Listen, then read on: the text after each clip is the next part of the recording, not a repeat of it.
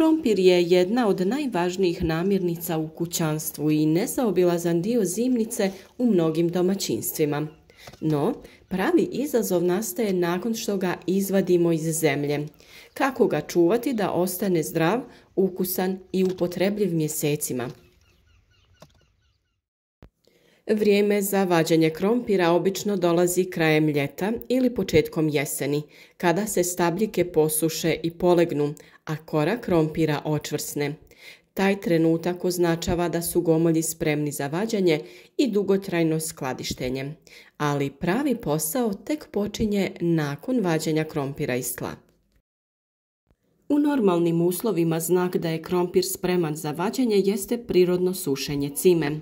Kada biljka završi svoj vegetacijski ciklus, lišće požuti, stabljike polegnu i potpuno se osuše. To je znak da gomolji više ne rastu i da je njihova kora počela očvršćavati.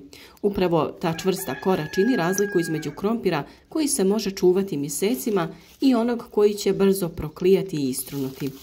Vrtlari često praktikuju da, nakon što cima potpuno odumre, krompir još 2 do 3 sedmice ostane u zemlji. Tokom tog perioda kora se dodatno učvrsti, rane na gomoljima zacijele i krompir postaje pogodniji za skladištenje. Ako se vadi prerano dok mu je kora još tanka i mekana, brzo će propadati tokom skladištenja. Ponekad krompir ne završi ciklus kako bi trebao. Dogodi se da cima prerano izgori ili se osuši, bilo zbog suše, prejakog sunca, bolesti poput plamenjača ili napada štetnika. Tada se postavlja pitanje šta će biti sa krompirom u zemlji i kada ga treba vaditi. Važno je znati da gomolji prestaju rasti onoga trenutka kada zelena masa više ne funkcioniše. Dakle, ako je cima propala, krompir neće više povećavati prinos. Međutim, to ne znači da ga odmah trebate vaditi. I u ovom slučaju vrijedi pravilo čekanja najmanje 2 do 3 sedmice nakon potpunog sušenja cime. Taj period omogućava da i preostali krompir u zemlji očvrsne i dobije deblju koru, kako bi se mogli čuvati barem nekoliko mjeseci. Prvi korak ka dugotrajnom čuvanju krompira je pravilno sušenje. Nakon vađenja gomolje treba pažljivo rasporediti u tankom sloju na suhom i prozračnom mjestu daleko od direktnog sunca. Sušenje traje otprilike 10 dana i omogućava kori da se dodatno očvrsne i zatvori sitne ogrebotine nastale tokom vađenja. Ovaj korak je ključan jer čvrsta kora štiti krompir od kvarenja i prodora bolesti. Tokom tog procesa sušenja važno je pregledati svaki gomolj.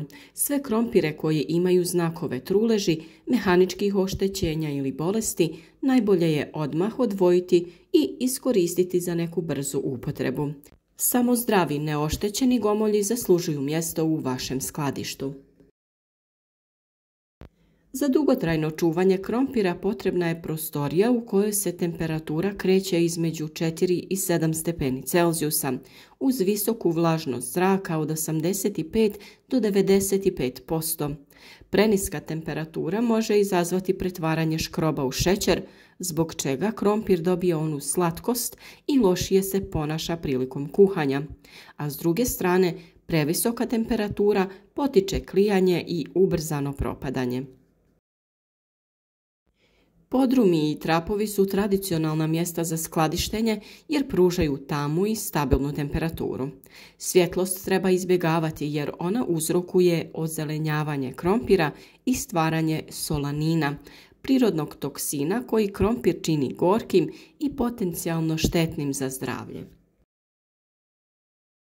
Krompir se najbolje čuva u drvenim sanducima, mrežastim vrećama ili perforiranim plastičnim kutijama koje omogućavaju dobru cirkulaciju zraka. Gomolje je najbolje slagati u slojevima debljine do 50 cm kako bi zrak mogao doprijeti do svih krompira i spriječio razvoj truleži. Dobar trik je i da postavite slojeve slame ili papira između krompira, što dodatno upija vlagu i smanjuje rizik od kvarenja.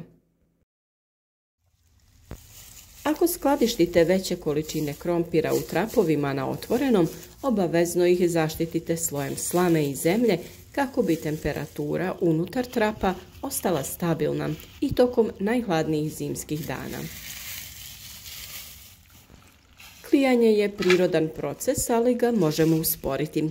Prvi korak je odabrati sorte krompira poznate po dobroj sposobnosti čuvanja, poput Desiree, Agria i Kennebec. Također, redovno pregledavajte skladište i uklanjajte krompire koji počnu klijati ili pokazuju znakove truleži. Prirodni trik za smanjenje klijanja je čuvanje krompira uz nekoliko jabuka. One naime otpuštaju etilen koji usporava razvoj klica. Međutim, pazite da ne budu u direktnom kontaktu sa krompirom kako biste spriječili vlagu i truljenje. Skladištenje krompira nije samo odlaganje vreća u podrum. To je vještina koja počinje pravovremenim vađenjem, nastavlja se pažljivim sušenjem, odabirom zdravih gomolja i održavanjem idealnih uslova. Kada sve ove korake primijenite, vaš će krompir ostati svjež i ukusan sve do proljeća, spreman da obogati mnoga jela i podsjeti vas na trud koji ste uložili u njega u vrtu. Uz malo pažnje i pravilnu tehniku, krompir može biti jedan od najzahvalnijih usjeva.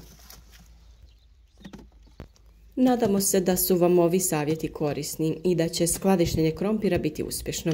Budite uz nas svaki dan kako bi primijenili i naše druge savjete u vrtu.